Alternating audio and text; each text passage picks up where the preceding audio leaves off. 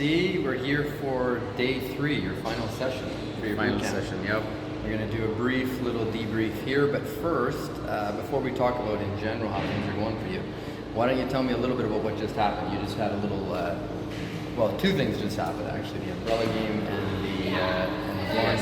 So tell me about the blind. So we just went into one of the stores inside the mall, and in the store there was a candy store, and the candy store there was a living candy walking inside with red pants. She was like hot on fire, blonde, just the kind of girl I like, but I'm also afraid of. And also this was inside, so I was like shitting in my pants. I actually saw her initially, but I turned away. I was avoiding her because I knew if I look at her, you're going to tell me to go approach her. But I knew, she's not going to escape your eyes, so like you told me to go see her. And I was shocked how well the interaction went. So what happened? Tell me a little bit about the interaction. So she just came out of the candy store and she was going straight out, and I came to the side and I was like, hey, excuse me, I know this is really random, you're busy here. I just saw you and I thought you looked really, really pretty. Talk a little louder because they can't hear us, but I don't know if the microphone can. I actually said, I just saw you and I think you look stunning. That's what I said. That's what I classic said. So right there. The fucking was like really, really silent, but I still said it. Nice. And so that was like, she was like, oh, thank you very much. And I didn't leave from there, because I was like, you know what? Yeah, just this. If it gets blown away, it gets blown away. So you kept talking. I kept talking. I was like, she had an accent actually. So I pivoted on the accent. I was like, hey, so you look very Swedish and your accent is Swedish, I guess. She's like, no, I'm from Ukraine, and I speak Ukrainian. I was like, oh, that's cool. So what brings you to Vancouver? Nice. And she's like, I'm studying tourism. I was like, oh, so you're like a tourist here as well? She's like, yeah, I'm in my final year. I'm just finishing up. I was like, well, what do you think about Vancouver? Do you want to settle down here? Or? So I don't want to get the point by point of the content. I want to get the feeling of how you felt, fear, the back end stuff. The feeling, to be honest, the fear like went away after 2 minutes, just because like I got a good reaction from her. I don't know like what would have been the case if it would have been a bad reaction, but those situations those interactions just end. Yep. This one, once she gave me a good reaction, I could build upon that, and I kept talking to her, and I got the balls in the end. I was like, hey, you know what? You are really, really pretty. I would love to take you out for drinks. She's like, oh, unfortunately, I have a boyfriend. I would love to have a boyfriend. You can ask my friend here. My friend is standing right here.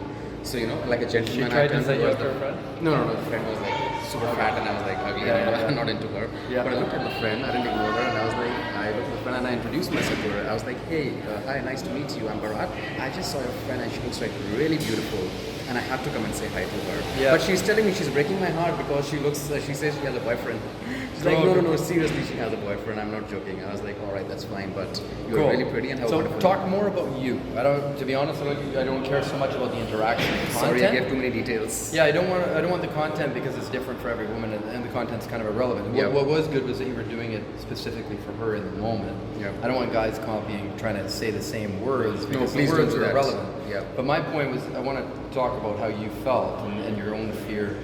You said that you felt terrified going up because you're long, tall, indoors, and you did it. You did it right away. I actually left you there because I went to go do something. Yeah. Went to go find my I didn't umbrella. let you down, Clint.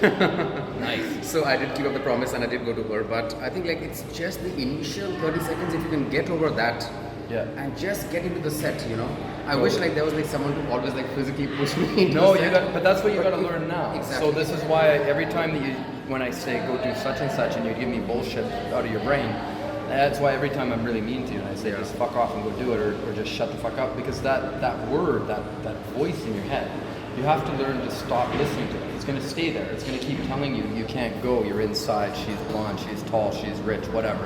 And what you have to do is let that voice keep talking to you.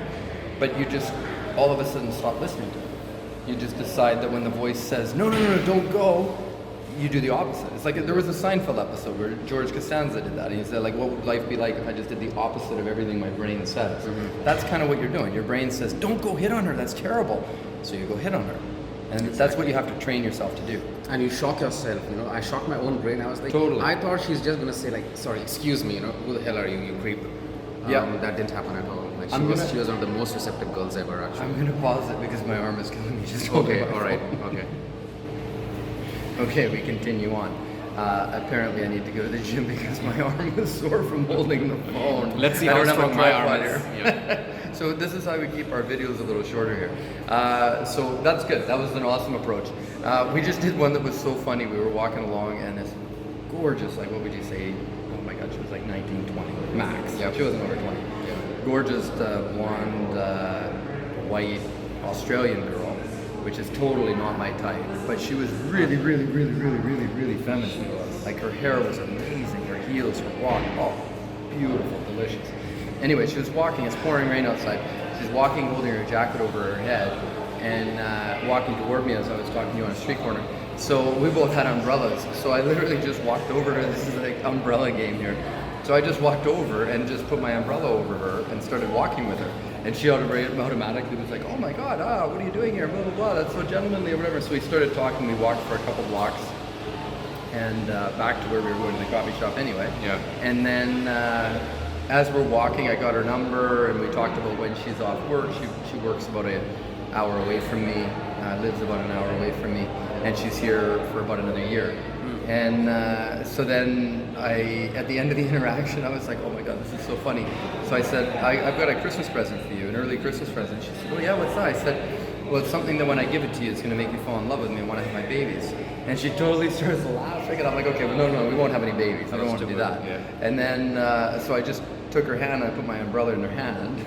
And I said, have a good night. And she's like, no, you got to take your umbrella back. No, it's fine. And so she left. I think she was with 4 or 5 friends. 5 friends, yeah. And so, yeah, guaranteed. She goes out in her night. It cost me like, I don't even know, $12, $15 or something for the umbrella. Doesn't matter. Who cares? I'll buy another umbrella. Even if I don't go out with her again, it was a great story. It was a movie scene. I guarantee you, she lived in like I don't know, 5-minute clip from a movie. Exactly. That never happens to women. Even And for someone who was observing it, it looked Yeah. like a movie scene. yeah, it was amazing. I had so much fun. I love being that guy. And so then she goes throughout the rest of her night. Everybody that interacts with her for like the next 6 months, maybe a year, I guarantee you, every single guy that hits on her, every guy she sees off Tinder, from work, whatever, any date she goes on, she compares to me. And unfortunately, I've kind of ruined her because none of them are going to be romantic. And your umbrella reminds her of you as well. Yeah, and on top of that, every time she uses the umbrella, Yeah. and I've got a great open because now when I text her, I'll say, "Give me my umbrella back." Yeah. So Good way to bring her out. yeah, so we'll keep you posted on that. But good job, and Yeah. and we'll go do a couple more infos. Cheers, guys. Take care, guys. Hey guys, Mr. C, Silverfox, just wrapping up Dr. John's boot camp here in Vancouver, Canada. Wanted to talk a little bit about some interesting experiences that happened today, and I'll give it all over to you. I haven't eaten dinner, so my brain is complete shite, and we've been out for 4 hours. 4 hours easily. Wandering around, blessing very fortunate women. Hey guys, so it's the final day with Clint. I wish this lasted longer, but all good things come to an end. So yeah, today was also a very, very interesting day. A lot of different kind of experiences, I would say, to what we've had the last 2 days, which was like approaching, going in uncomfortable situations. Even today we did a lot of that. Today we were actually forced to do a lot of indoor game because of the rain. So the Pouring shower, shite and cold. Yeah, exactly. The shower gods also blessed us forced us into doing that game, which is good, to step out of the comfort zone. So I think one of the approaches that was the highlight of the day. We already spoke about that in one of the previous videos.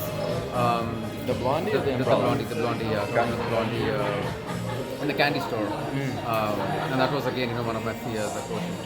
That to inside a mall, so which went out really, really well. So I was like shocked, how is it possible? So it was kind of feeding back into my brain, like how these things are possible. But I won't go too much into detail about that because we already talked about that earlier. But I think the other one that I liked was, which was your approach with the umbrella. That was also fun. We covered that one We already. covered that one as well, but that was also one of the highlights. It was just inspiring, to see you do that. We were walking on the street and Clint just turns away and starts walking with this random chick on the stoplight, and I'm like, oh my gosh, and I'm like running behind with my umbrella, and I was like, oh my gosh, what's happening here? So literally so like a movie scene.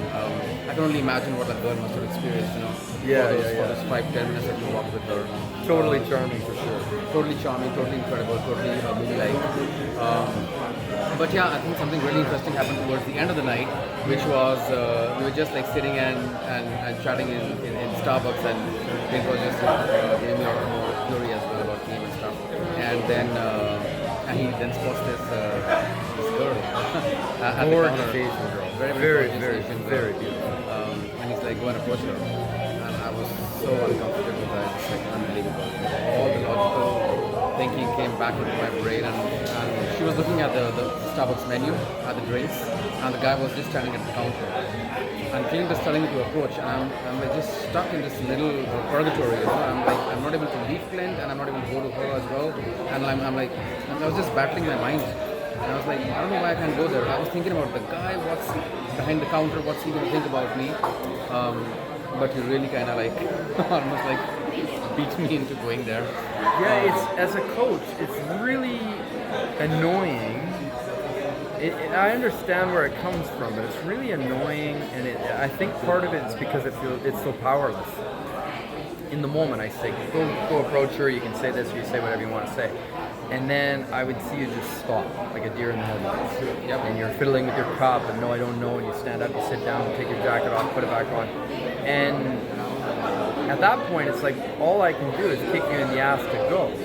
If you don't go, nothing goes anywhere. Right. It's like the story ends right there, dead. You know, she walks away and I get angry. And so it's really a frustrating position to be in that moment. I'm not that familiar with that. I gotta work on it, I guess. Even for myself, to be honest. Yeah, I was like stuck in the middle, like I wasn't sure, and I was frustrated with myself. You know, I wanted to go there. I knew he was saying it for my good, but something was holding me back, and I didn't know what. The thing that we were talking about, which I think is important to get out, you brought up a good point. You know, you guys got to recognize 98% of guys have been socialized to believe one thing. Never do this in this scenario, never do this in this scenario, never do this. It's so what you were saying, which is I don't know where this is coming from. Well, that's where it's coming from. Like it's coming from that socialization. It's beta socialization, right? Correct. You know, it works very good for the individual. I have a cauliflower. Do you want something else? One second. Hey, sorry, the waitress came by. And when it's pouring rain, you got to get creative where you go for a video. But so what we were talking about, that voice in your head, you know, that's where it comes from. Society is set up for what's best for society, and it's not best for society to have alpha males running around mating multiple women. It's much better that alpha male partners or couples with one woman, and that leaves lots more women available for all the beta males to follow, and you kind of work your way down through the dating pool. But if one male, you know, is interacting with hundreds of females, then, you know, all those hundreds of females are taken out of the dating pool, and all the other beta males don't get it.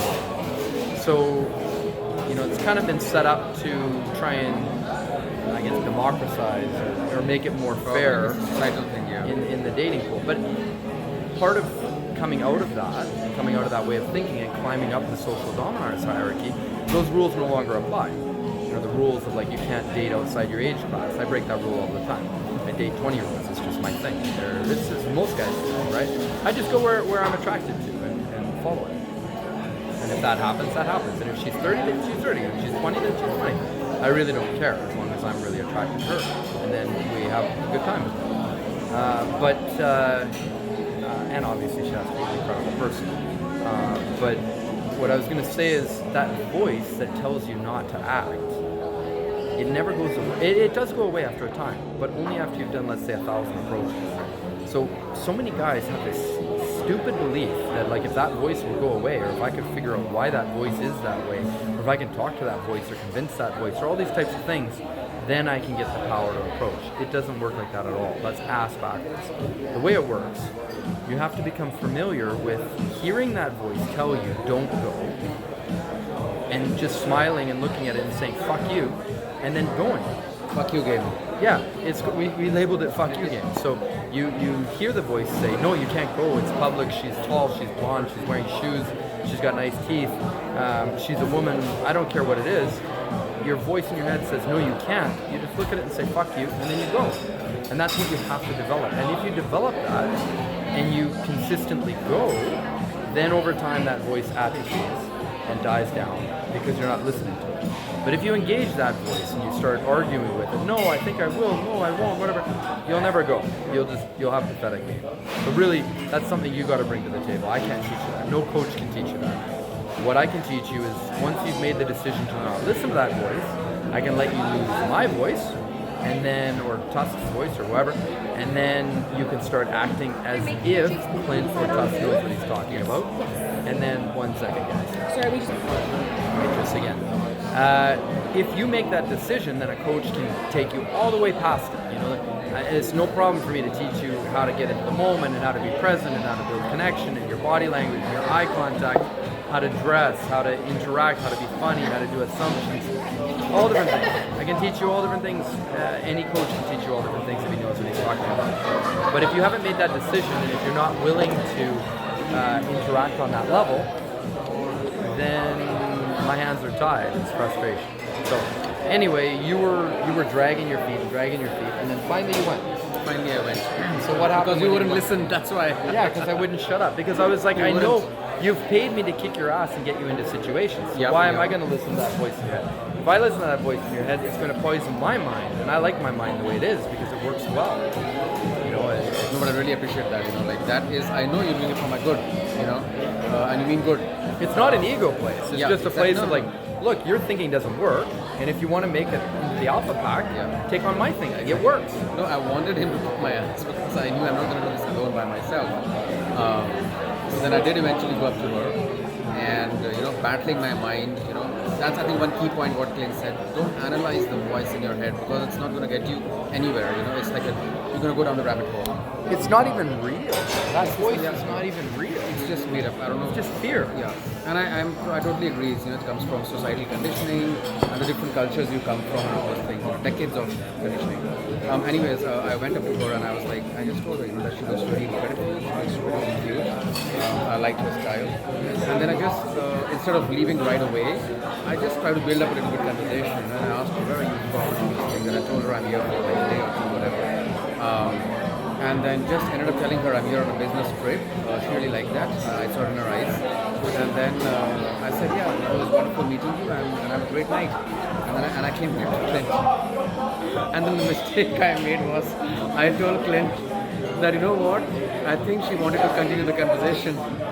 And then Clint's like, then go back and continue the conversation. I was like, no. I've come back from the conversation. I need to pause for 1 second. I need to take care of something. Okay, guys. Once again, I apologize for the lighting. I apologize that it's probably difficult to hear what we're saying.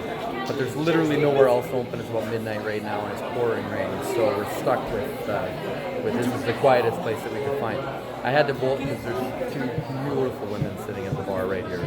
One even more beautiful than the other, and it would just be inappropriate to not go give her some feedback. So anyway, back to you guys. We were just talking. You had gone and talked to the absolutely stunning Asian lady, South Korean. Yeah. And then you came back to the table. Yep. And you told me, well, you can take it right from there. Whatever you told me.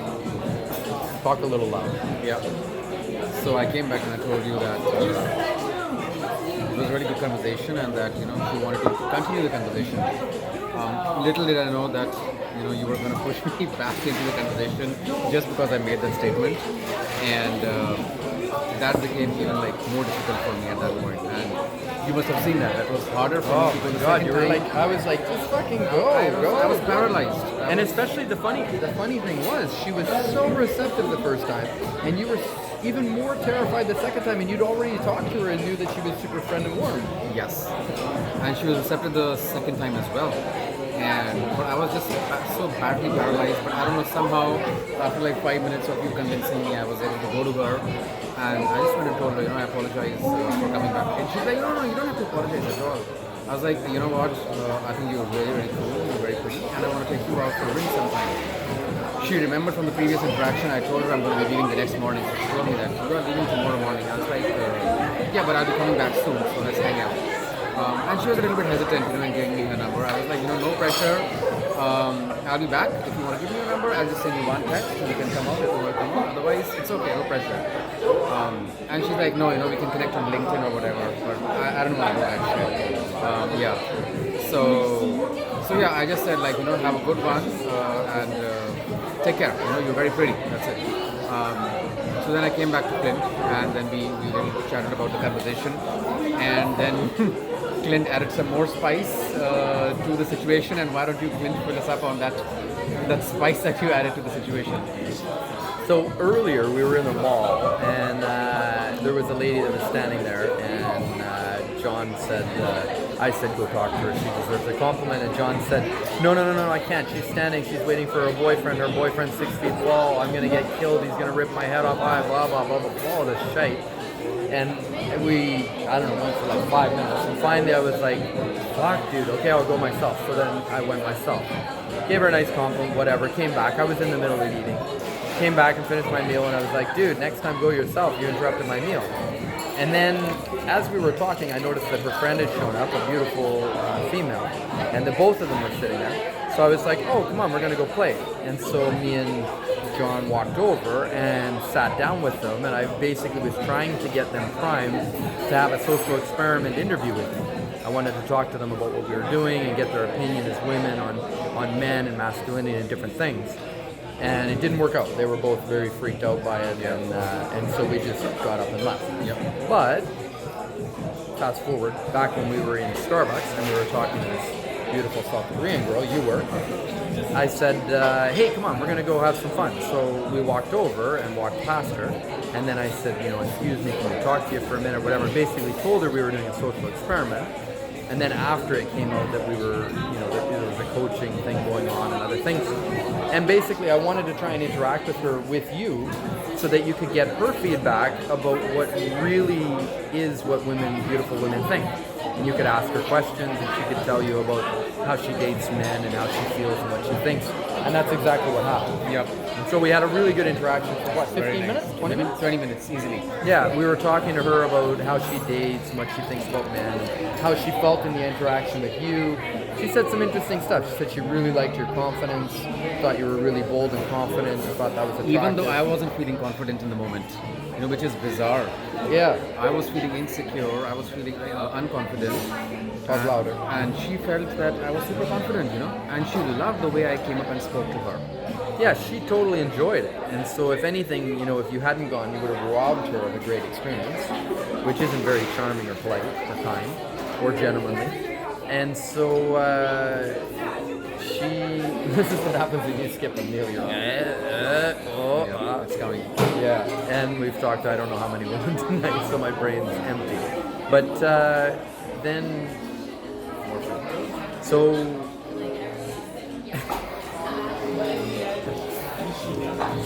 there's about a 60% chance that I may have been interacting with this woman at the bar about 45 minutes ago, and she may have given me a gummy edible. And I may have taken one, and it may interfere with my Gummy bears current video. But anyway, so what we were saying, we went over, we talked to her, we were basically interviewing her. I wanted you to get real feedback from her. She said that you were very confident. Like you said, you didn't feel confident, but like I was telling you, it doesn't matter how you felt, all she saw was your confidence. So she fills in all the blanks and just says, oh, this is a confident masculine man. Even though inside you were confident looking, intimidated, insecure, scared man. Right. But she didn't see any of that. It's inside of you, right? Yeah. So she loved it. We had a great conversation with her. Her friend came, which I think was probably a guy that wanted to date her, potentially. So he came over and we said, hey dude, we're just talking to your friend here, about men and women interacting, a social experiment. And he said, oh, what are you learning from her? And I said, well, I'm learning that right off the bat, she's got really good taste in men. That's why she's with you. And right away, she cut in and she said, just so you know. The project sliders are going to come out, okay? In just a minute. Thank you. She said, just so you know, we're not together. We're just co-workers. We just work together. But we're not dating. She took 2 seconds to say that. Yeah, totally. Which was funny. Yep. And his reaction was funny. And then from that point, it was interesting to watch things unfold. I think he liked her, and I just hadn't told her. But we had a really interesting conversation about men and women and dating and apps and stuff. And there goes my edible supplier. And it was a really good time. It was quite informative. Very nice, yeah. She was gorgeous. Like, did you see how she lit up when we started connecting? Her eye contact was so on point. Oh my gosh, like the entire time he spoke to her for 20 minutes, she was looking me in the eye and she was looking you in the eye as well. amazing, like really Very good, present, very I'm not really into Asian women, but after like working with Clint for the last 3 days, I started feeling attraction towards Asian women as well, which is like bizarre, but that's the way things are, I guess. But yeah, getting feedback right from the girl who I approached like 2 minutes ago was invaluable. It was great to hear that she felt I was confident. I told her I was on a business trip. She loved that. She was like, "Oh my gosh!" And she said that that I was. It was good to hear that you were on a business trip, and that got you some more points, if anything. And she said, "Yeah, you could have like spoken more about your background and what you do, and that would have been really, really great. I would have felt more safe. That you're a genuine, authentic guy." She really wanted to be safe. I think you also brought that point up during that time. And on that note, this is what guys need to understand, especially if you date younger women. The biggest concern for a woman is her safety at all times, physical safety. You don't understand what that, like, I think as guys we don't get this clue in our minds, but like if she's 100 pounds and you're significantly bigger than her and she might be 20 and you might be 40, it's like a big fucking deal.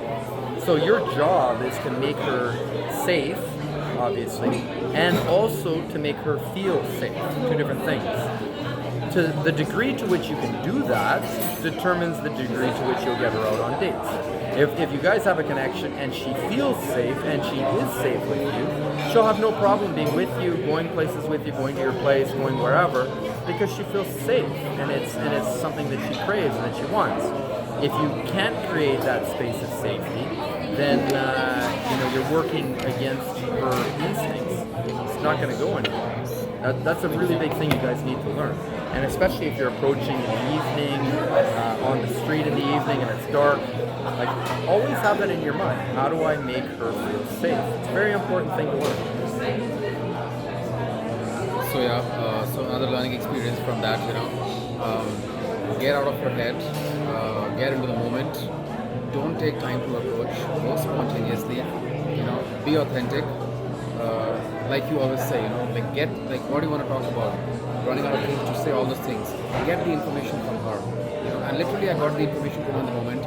I had not prepared for this at all, and I looked at the boots, and I loved her boots. And I was like, yeah, I love your boots as well. So I guess she liked that also a lot.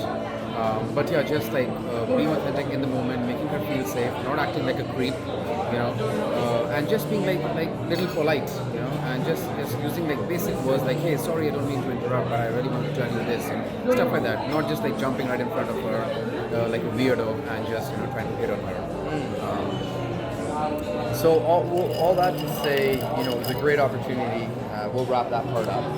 We'll do one more video, just kind of like a breakdown of how you found the entire camp and whatnot. Guys, just so you know, a couple things. If you haven't been added to Tusk's WhatsApp group, it's a great idea. He's got a number of different WhatsApp groups that he's opening up now. He's got one focused on texting game. He's got one focused on Latinas, I think. Latina game. He's got one focused on a couple different ones focused for different locales. One for older guys, one general one. So get a hold of Tusk, figure out what groups he's got going, figure out which ones you want to join. Right now, it's free. It's going to be going to a paid subscription at some point, I think. So definitely get your money's worth out of it now, and it'll help your game. And then secondly, talk about some boot camps that we're doing. I'm going to be doing some boot camps later this year. I think November, December, and January. I'm going to be in Colombia, possibly in Brazil. We might bounce around a little bit, Costa Rica, Argentina, and Chile, somewhere down there. So if you guys are interested in learning about Latinas and Spanish and salsa and the beautiful femininity in those cultures, you're more than welcome to book something up. As well, I think I might be doing a couple boot camps in October, November in the Philippines, possibly Thailand with Tusk. And then that takes us into early next year. We're going to be looking at opening up some camps in Europe again. I'm probably going to be going to the UK and possibly the East Coast of the US. I would love to have you guys there. That should be announced. So if anybody's interested in around Boston area, we may be doing a boot camp there over the next couple months. So hit us up about that. Thank you very much for listening, guys. Keep cool.